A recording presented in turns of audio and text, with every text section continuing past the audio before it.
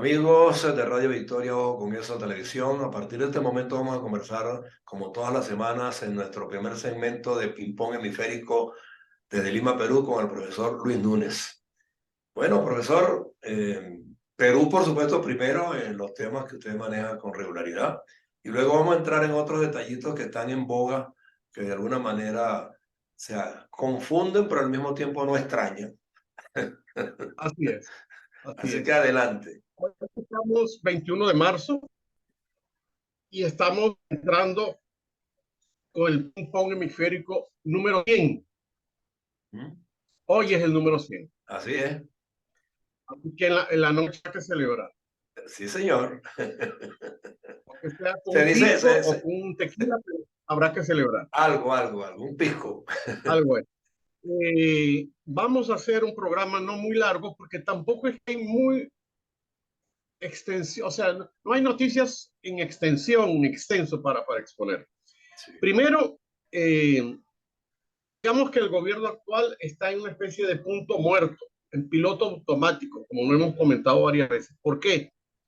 Porque está haciendo algunas cosas, pero poquitas para mi gusto. Un país que está metido en dos berenjenales muy grandes, como decíamos en Venezuela. El político, porque se están destapando graves hechos de corrupción en el gobierno anterior y en este gobierno. Y en el de Venezuela también. Y el berenjenal climático, porque sigue lloviendo, a pesar que ayer oficialmente entró la temporada de otoño en esta parte del hemisferio, pero tenemos lluvias, pero con calor alto. Ayer en Lima tuvimos 31 grados, Caray. en el norte donde estuvo el terremoto del fin de semana, temperaturas de 35, 36 grados, lo cual es complicado para una gente que ha perdido sus casas por la lluvia y están prácticamente viviendo en la calle, ¿no? Sí. Pero volvamos al tema de la corrupción en el gobierno de Castillo. Recordemos el caballo de Atila. Se decía que el caballo de Atila, por donde pasaba, No, la, todo lo que tocaba lo dañaba. y no volvía a, Bueno, eso está pasando y no volvían a hacer la hierba. y no volvían a hacer la hierba. Más o menos eso es lo que está pasando acá.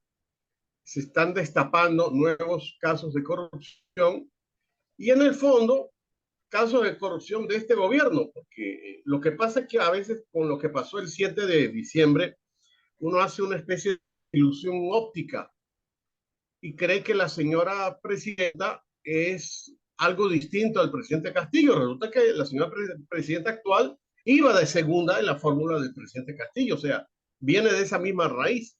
Uh-huh. Y yo no lo digo tanto por ella, yo no estoy tan seguro de poder decir que es una señora corrupta. Lo que pasa es que los círculos de poder alrededor de Castillo y alrededor de esta señora están, Siguen sembrados allí. siguen sembrando. Uh-huh. Básicamente en el propio gobierno, en el Congreso, a pesar que ella no tiene nada, hay congresistas sumamente corruptos. Y luego los casos que están saliendo, que es casos de corrupción en los militares y Uh-huh. también en la policía. O sea, ahí hay un cáncer terrible que le está haciendo enorme daño al país. La justicia está avanzando, pero lentamente. Ayer, por ejemplo, allanaron y destituyeron al comandante general de la policía porque tenía hechos, nexos con gente corrupta que ayudó al gobierno anterior y se enchufó, por darle una palabra tan venezolana, en este gobierno otra vez. Y Imagínese. si antes se quejaba de que en el gobierno de Castillo él colocaba en los puestos claves de los ministerios y de los organismos descentralizados a personas también que iban a corromper, en este gobierno se está viendo absolutamente lo mismo. Se El, cobran cupos el por nombrar fenómeno, un ministro. el fenómeno camaleónico. El fenómeno camaleónico donde la izquierda es perfecta para ese tipo de cosas. Sí, señor. Yo quiero decir aquí que nosotros tuvimos nuestra cuarta república en Venezuela, pero ahí había una contraloría y había una fiscalía. Uh-huh. Aquí se trata de minimizar lo que hace la contraloría y lo que hace la fiscalía precisamente para que puedan robar a sus anchas. Por otra parte, quisiera mencionar lo siguiente.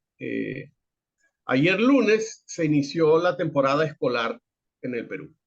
Sin embargo, casi 2 millones de niños no pueden ir a clase porque sus colegios fueron destruidos por la pandemia y no los arreglaron nuevamente. O sea, me refiero a destruidos en que no les dieron mantenimiento Claro. durante la pandemia, y colegios que fueron destruidos por las lluvias, sobre todo en el norte del país, en los 1.500 kilómetros que nos separan de la frontera con Ecuador. O sea que tenemos casi 2 millones de niños o están recibiendo clase al aire libre porque los colegios están destruidos, o simplemente no pueden ir a clase por estos días. Y en el sur, por el tema de las protestas que siguen situadas en el departamento o el estado de Puno, frontera con Bolivia.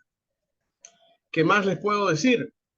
Ya estamos terminando prácticamente marzo, y la sensación que da es que no va a haber adelanto de elecciones. A pesar que la calle lo está pidiendo, parece que los diputados y el gobierno ya dicen, no, nos vamos a quedar hasta el 2026.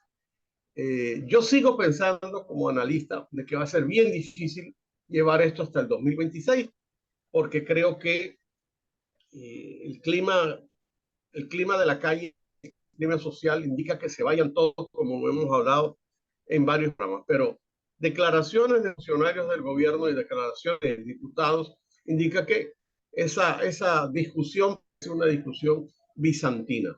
Yo no creo que sea tanto así, pero vamos a ver qué va a suceder. Y otro detalle que no puedo dejar de mencionar, ya para terminar la parte de Perú, es que la gente se está cansando de ver cómo los precios aumentan. Esto era un país donde prácticamente los precios tenían una inflación de 0.3, 0.4% al año. Casi nula, casi Y ya nula. estamos alcanzando nada, es nada. Ya estamos alcanzando inflación de 8.9, 10.9. Claro, para un venezolano esto es un chiste, pero bueno, se sienten los bolsillos porque aquí no es como en Venezuela que el gobierno decreta aumentos de sueldo. Aquí los sueldos están congelados hace muchos años, precisamente por no existencia de inflación. Cambian por la fuerza del Eh, mercado mismo, ¿no? Así es, así es. Y por las circunstancias de los derrumbes La y las crisis lluvias climática en y el toda esa norte. cantidad de cosas, claro. El norte es un abastecedor muy importante agropecuario para todo lo que es Lima. Recordemos, Lima tiene 11 millones de habitantes Sí. y prácticamente la fruta, la carne, pescado de la costa, todo viene del norte de Perú, así que los precios aumentan. Productos para el peruano, como es el pollo, Claro. están con la, pues, entonces la gente, por supuesto, el gobierno no está haciendo nada para resolver la situación. Pero Termino allí se entiende que la poca inflación es producto de la baja en los suministros, ¿no? Y lógicamente, al bajar así los es, suministros, pues así aumenta es. un poco el precio. Pero luego Y se termino esta nivelará. reflexión por el Perú, programa número 100 de Ping Pong. Es una alusión a que mañana el Congreso se va a reunir, como yo lo dije en el programa la semana pasada, no teníamos fecha, ahora sí, el Congreso se va a reunir mañana y como está previsto, y lo comenté el jueves, va a desaforar, a quitarle la protección parlamentaria a la ex primera ministra, al ministro de Comercio Exterior y a 2 o 3 ministros más que estaban amparados por ese protocolo que protege a los funcionarios de la alta dirección. Okay. ¿Qué conclusión tengo de todo esto? Que la corrupción en los gobiernos de izquierda, en los gobiernos amigos del Foro de Sao Paulo, no quiere contralores, no quiere fiscalizadores, no quiere que la sociedad intervenga, ellos quieren robar a manos llenas. Dicen que gobiernan para los pobres, pero sinceramente gobiernan para ellos mismos. Y Y eso nos lleva, termina robando a los pobres de manera descarada y abierta, ¿no? así es. Y esto nos lleva a lo que usted comentó al inicio, lo que está pasando en nuestra querida tierra. Ayer estaba yo revisando un libro de biología y de temas de los animales más peligrosos del mundo. Y aparte del león, está lo que llaman las suricatas. Las suricatas son unos animales que cuando desatan toda su violencia se comen unos a otros. Parece que eso es lo que está pasando en el gobierno venezolano. Empezó el canibalismo y un amigo me comentaba anoche que es que se están peleando, que había un contrato por 3.000 millones de dólares en que no se ponen de acuerdo qué tajada le va a tocar a cada quien.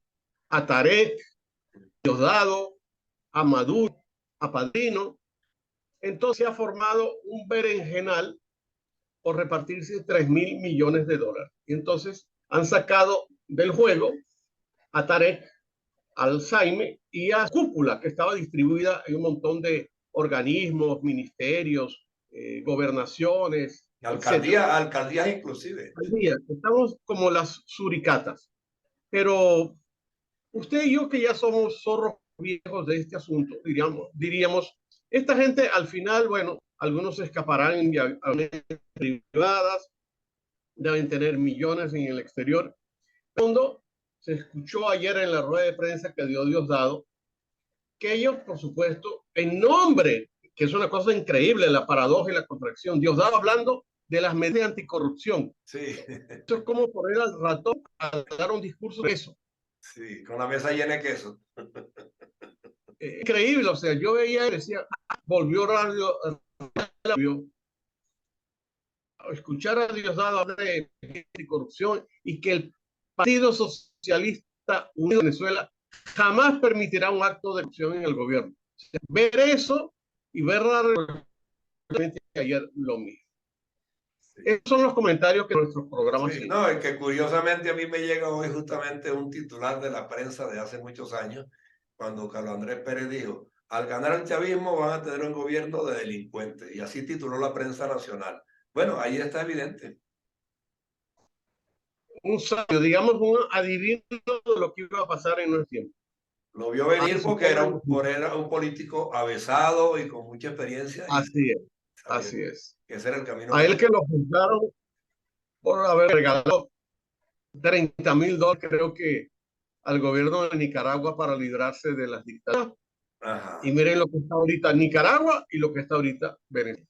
Así es, así es. Aquí seguimos camino a nuestro programa 101 el jueves y les contaré qué va a pasar mañana. Seguramente estos congresistas y ministros van a ser deforados y ya pasan a la calidad de ciudadano común, o sea, de delincuente común que va a ser juzgado como debe ser juzgado y metidos a la cárcel por Castillo. Castillo que sigue dando desde ahogado diciendo que va a ser de la cárcel. La señora que vive en México quejándose de que no puede hablar con su marido, como si en las cárceles tuviera teléfonos públicos o teléfonos en la, digamos, a la cama para que el diputado o el corrupto preso tuviera acceso. No, no hay teléfonos para los criminales, ni debe haber. Todo el peso de la ley. Eso es lo que hay. Así es.